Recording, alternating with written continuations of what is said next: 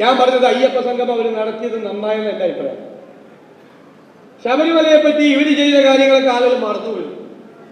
ഇപ്പം എല്ലാം ഒന്ന് ഓർത്തെടുത്ത് എന്തൊക്കെയാണ് അന്ന് ചെയ്തത്. രണ്ടുപേരെ തലേ ദിവസം പോലീസ് ക്ലബ്ബിൽ താമസിപ്പിച്ച് ഷിബു ബേബി ജോൺ പറയണത് പൊറോട്ട ഇറച്ചി വേണമെന്നൊരു നിർബന്ധിച്ച് അത് വാങ്ങിച്ചു കൊടുക്കുന്നതാണ്. പിറ്റ് അന്ന് രാത്രി അമ്പലത്തിക്ക് അല്ലേ, എന്നിട്ട് വാശി പറഞ്ഞു നവോത്ഥാന സമിതി. ഇപ്പതേ കംപ്ലീറ്റ് മാറി, ഇപ്പൊ ഭക്തിയാണ്. കപട ഭക്തനായി അയ്യപ്പ സംഗമത്തിൽ മുഖ്യമന്ത്രി പിണറായി വിജയൻ നിൽക്കുന്ന കണ്ടിട്ട് എനിക്ക് തന്നെ സങ്കടം വന്നു. പിന്നെ ഈരാമ്പേച്ചിക്ക് മരപ്പെട്ടി കൂട്ട് എന്ന് കേട്ടിട്ടുണ്ട്. അതിനെ കൊഴിപ്പിക്കാൻ ഇന്ത്യയിലെ ഏറ്റവും വലിയ നരേന്ദ്രമോദിയേക്കാൾ വലിയ വർഗീയവാദി യോഗി ആദിത്യനാഥിന്റെ സന്ദേശം അത് വായിച്ച ദേവസ്വം മന്ത്രി കോൾമയെ കൊണ്ടു. നല്ല കൂട്ടാണ് പിണറായി വിജയൻ. കാരണം ഇപ്പൊ BJPയുടെ വഴിയിലാണ് പോകുന്നത്. ഭൂരിപക്ഷ മതപ്രീണനമാണ്. അപ്പോൾ ഇനി എന്ന് കാഷായം കൂടി ധരിക്കുമെന്ന് വിചാരിച്ചാൽ ആ തത്വമസിയെ കുറിച്ചുള്ള പിണറായി വിജയന്റെ പ്രസംഗം കേട്ട് എന്ത് ചെയ്യണമെന്നറിയാതെ നമ്മൾ നിർനിമേഷമായി അല്ലേ. അത് നീയാണ് എന്ന് പറയുന്ന തത്വമസിയുടെ അർത്ഥമൊക്കെ നമ്മുടെ മുഖ്യമന്ത്രി വിശദീകരിക്കുന്നത്. പക്ഷേ 48 മണിക്കൂർ കഴിഞ്ഞില്ല, അതിനു മുമ്പ് അയ്യപ്പൻ ഒരു പണിയൊപ്പിച്ചു.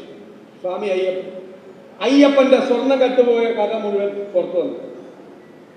ഇവർ ഈ അയ്യപ്പ ഭക്തിയുടെ പുറകിൽ ശബരിമലയിൽ UB ഗ്രൂപ്പിന്റെ വിജയമല്യ പൂശം കൊടുത്ത 30 കിലോ സ്വർണത്തിൽ 5 കിലോ പോയെന്ന് ആദ്യം തന്നെ കണ്ടുപിടിച്ചു. ഇനി എത്ര പോയി എന്നാണ് കണ്ടുപിടിക്കേണ്ടത്. പിന്നെ ഭയങ്കര ബുദ്ധിമാന്മാരാണ്. പുതിയ സാങ്കേതിക വിദ്യ ഉപയോഗിച്ചിട്ടാണ് ചെമ്പുപാളിയിൽ സ്വർണം പൂശിയത്. സാധാരണ ചെമ്പുപാളിയിൽ സ്വർണം പൂശിയ സ്വർണം എടുക്കാൻ പറ്റില്ല. പക്ഷേ ഈ പുതിയ സാങ്കേതിക വിദ്യയുടെ പ്രത്യേകത ചെമ്പുപാളിയിൽ പൂശിയ സ്വർണം വേണമെങ്കിൽ പിന്നീട് വേർതിരിച്ചെടുക്കാം. അപ്പൊ അടിച്ചു മാറ്റാനുള്ള സാങ്കേതിക വിദ്യ ആദ്യം തന്നെ ഫലപ്രാപ്തിയിൽ എത്തിച്ചുകൊണ്ടാണ് കൊണ്ടുപോയത്. ഇവിടെ നിന്ന് പൂശാൻ പോയപ്പോൾ സ്വർണം ഉണ്ടായിരുന്നു, പക്ഷെ അവിടെ എത്തിയപ്പോൾ ചെമ്പുപാളി മാത്രമേ ഉള്ളൂ. മദ്രാസിൽ എത്തിയപ്പോൾ 40 ദിവസം കഴിഞ്ഞിട്ടാണ് ഈ പാളി അവിടെ ചെന്നൈയിൽ എത്തിയതെന്ന് ഹൈക്കോടതി പറഞ്ഞിരിക്കുക. 40 ദിവസം എവിടെയായിരുന്നു? ദ്വാരപാലക ശില്പവും പീഠവും അവിടുത്തെ കവാടവും വാതിലും കട്ട്ളയും എല്ലാം എവിടെയായിരുന്നു? ആർക്കും അറിയില്ല എവിടെ പോയെന്ന് അറിയില്ല. അപ്പൊ ഒരു സ്പോൺസറാണ് കുഴപ്പമെന്ന് പറയുന്നു. ഇത് 2019 നടന്ന സംഭവമാണ്. 2022 സ്വർണത്തിന്റെ കളവ് കണ്ടുപിടിച്ചു. ദേവസ്വം വിജിലൻസ് മൂടിവെച്ചു. ദേവസ്വം മന്ത്രിമാരും ദേവസ്വം ബോർഡ് പ്രസിഡന്റും ഒക്കെ അടക്കം മൂടിവെച്ചു. എന്നിട്ട് അന്ന് കട്ടു എന്ന് പറയുന്ന അതേ ആളെ വിളിച്ച് ഇപ്പൊ വീണ്ടും പൂശാൻ വേണ്ടി കൊടുത്തിരിക്കുക. അയാൾ തന്നെ വീണ്ടും കൊണ്ടുവരിക പൂശാൻ. അപ്പോൾ 30 കിലോ സ്വർണത്തിൽ എത്രമാത്രം അടിച്ചു മാറ്റിയെന്ന് ഇനിയും കണ്ടുപിടിക്കേണ്ടതുണ്ട് അയ്യപ്പന്റെ സ്വർണം. പക്ഷെ സർക്കാരിന് ഞാൻ പറഞ്ഞത് നന്ദിയുണ്ട്. കാരണം അയ്യപ്പ വിഗ്രഹം അടിച്ചു മാറ്റിയില്ലല്ലോ ഈ ദേവസ്വം ബോർഡുകാർ.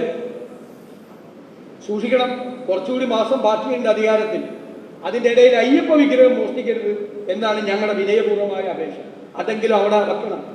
ഭക്തരെ മുഴുവൻ ഈ കപട ഭക്തി ഇപ്പൊ വെളിച്ചത്ത് വന്നിരിക്കുകയാണ്. 2 ദേവസ്വം ബോർഡ് മന്ത്രിമാരും 2 ദേവസ്വം ബോർഡ് പ്രസിഡന്റുമാരും ഇതിൽ ഉത്തരവാദികളാണ്. അവർക്കെതിരായി ഹൈക്കോടതിയുടെ മേൽനോട്ടത്തിൽ അന്വേഷണം നടത്തണം എന്ന് ഞങ്ങൾ ആവശ്യപ്പെടുകയാണ്.